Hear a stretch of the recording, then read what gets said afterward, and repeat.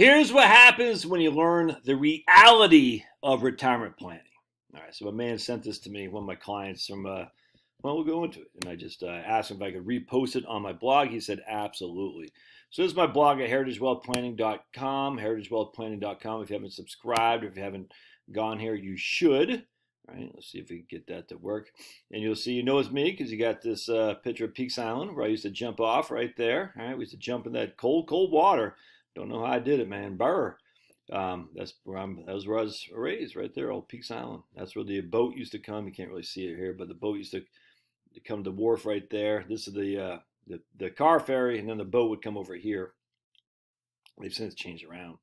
And then you're in the right place when you see Ecclesiastes. I know there's nothing better for men than to rejoice and do good while they live. All right, I love that. I love that comment by old King Solomon. Anyway, so you see my blog post down here. We're just going to click on this guy right here, and you should go to my blog, and you'll see these ads. So I don't know if this means anything to you, but you click on the ad, and I get paid. I don't know how it works, to be honest. I don't get paid very much, but hey, man, if you see an ad on here that works for you, by all means, click on it. All right, so here's my man. What do we call these guys? Jane and John. Not their real names to protect the guilty. Good afternoon, Josh. I know you prefer shorter emails, but here goes anyway.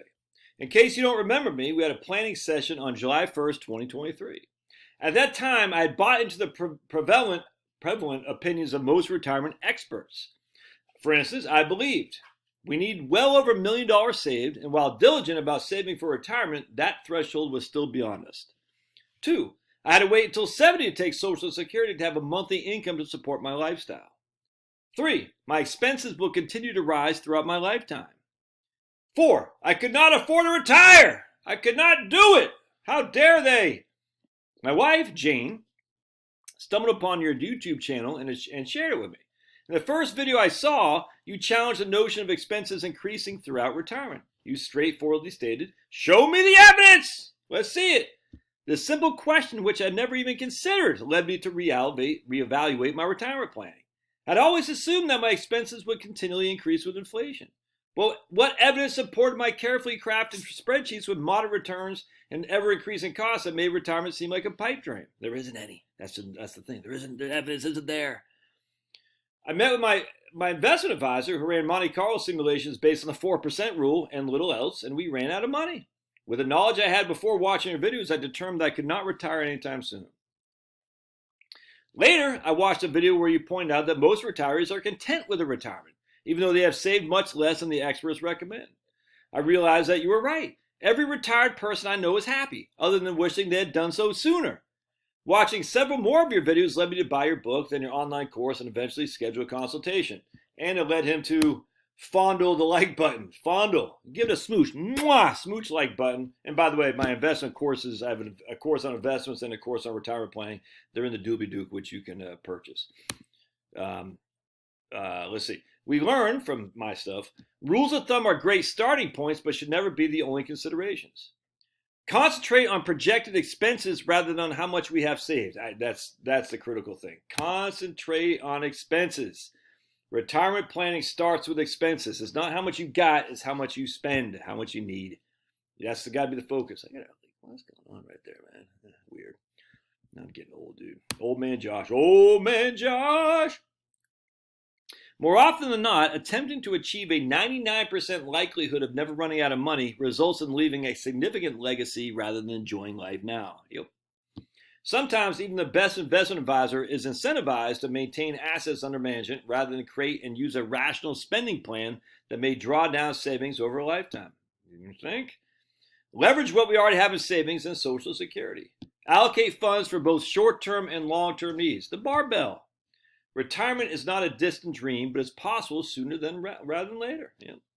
You showed we were in much better shape when we consulted than I assumed. You asked me a question I never considered. If you won the game, why keep playing? I'm blessed that I don't have a crappy old job, that I didn't have a crappy old job. I worked for a good company, had a great boss, and a team of coworkers I respected. Even so, I lacked freedom and come to value time over money. As a result, as of August 30th, I chose to prioritize time, and I'm much happier for it. Thanks for providing me the clarity to retire without fear. The next phase of our lives is just beginning, and I'm genuinely excited. Your advice has given me the courage and belief to retire and led to happiness that comes with it. When we first started watching your YouTube channel, you were a lone voice in the wilderness. You emphasized the importance of good planning, reasonable savings, living within your means, and the flexibility to adapt to changing conditions. And dogs. I emphasize dogs too, by the way. Oh, and one's licking his butt. Great. The one who's licking his butt is the one who gives me my antibodies. He comes up and licks me on the face after he licks his butt. The last point about adaptability has been particularly eye-opening. It's not about having a considerable sum of money in the bank, but about being open to change and adjusting your plans as needed. Now, other financial bloggers are coming around to your way of thinking. I know, dude. And I'm not going to lie to you still. Christine Benz from Morningstar had published a book with like 20 financial gurus. I'm not on them. And that kind of bothered me, to be honest. Look, I just got it's not a huge channel, but a big channel. I got 80,000 subscribers here. I get 20 to 25,000 views a day. But it bothers me because very, very few people were ahead of this. Again, this is why I go back to my man Ty Bernicki, who showed me the way. And no one knows who Ty Bernicki is, and he should be on Mount Everest of retirement planners, but no one will, because it's hard to lead the way. The first always gets overlooked. Now these guys are coming up, and it's great, but just it can't help but bother you. You're like, man, I should be part of this discussion. People should look at me and say, your old buddy Josh. I mean, look, I haven't shaved today, haven't showered. I did brush my teeth. I'm in my t-shirt. I got like neck rash and stuff. I got dogs. I'm not the most, I got ADHD probably. I've never been diagnosed with it, but squirrel. But still, I'm like, dude, I'm the guy who's brought this to a lot of, you okay? I got a dog, who brought this to a lot of people's attention. And yet, when I see these youngins coming up behind me, I'm like, man, I mean, look, it's just jealousy, no other way around. There's pride too, ego. And look, I love Jesus. If loving the Lord is wrong, I don't want to be right, but but still, it's the ego that gets my way. But it still bothers me. I'm like, dude, no one else is saying this stuff. No one else. The only other even person who said anything remotely similar is Dustin Tibbetts over at Jazz Wealth, when he talked about that it's okay to borrow against your 401k. Because I said 100% it is. But now it seems like more and more people are coming out of the woodwork because the evidence is on my side. The evidence is not on the fearmonger side. There just isn't there. I mean, I'd like to see it. I've asked, and it's not happening. So at some point, you got to say, scratch it. It doesn't exist. Sadly, many of other so-called advisors have increased their recommendation from minimal savings to more than $1 million, precluding a significant portion of the population from retiring.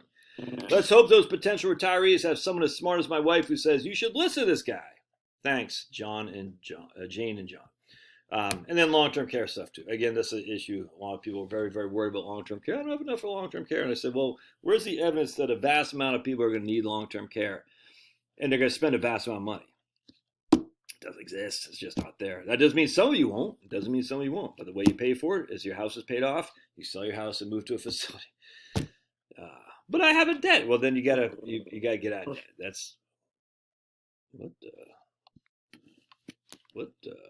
what's up there, big boy? Well, let's see what he does. Hi.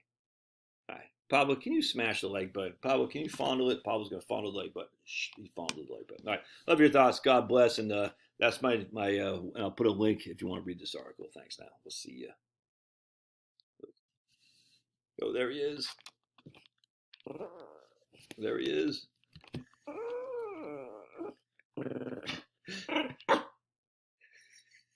Hi. So, what do you think? What do you think?